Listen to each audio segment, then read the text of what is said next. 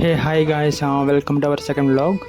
This vlog is all about SRS vs GT match. I am gonna share the experience which has happened for me. First అయితే మా దగ్గర jerseys లేవని చెప్పి కోటికి వెళ్ళాం jerseys కొనడానికి. Here the jerseys price starts from 300 rupees. ఇప్పుడైతే కోటికి దగ్గరలో ఉన్న సుల్తాన్ బజార్ అనే మెట్రో స్టేషన్కి వచ్చామన్నమాట. స్టేడియంలోకి అయితే బ్యాగ్స్ అలో చేయరంట guys. So that we went for Ameerpet. మా ఫ్రెండ్ గారి రూమ్ ఉంటే వాడి రూమ్లో ఈ బ్యాగ్ పెట్టి అక్కడి నుంచి ఉప్పల్ దగ్గరికి వచ్చేసామన్నమాట. కష్టపడి 1 అవర్ వెయిట్ చేసి టికెట్స్ బుక్ చేసి కష్టపడి ధర్మవరం నుంచి వస్తే వరుణ్ బ్రో మాకు పెద్ద దెబ్బ తీశాడండి. వాననక గాలనక అని లెక్క చేయకుండా ఫ్యాన్స్ అందరూ డెడికేటెడ్గా వచ్చే వాళ్ళందరికీ గ్రేట్ సెల్యూట్ అండి. ఫైనలీ వీఆర్ ఇంటూ ఉప్పల్లో కొడితే బాల్ తుప్పల్లో పడింది అని మన కౌశిక్ సార్ చెప్పిన డైలాగ్ ఇంకా చెవిలో మోగుతుందనమాట.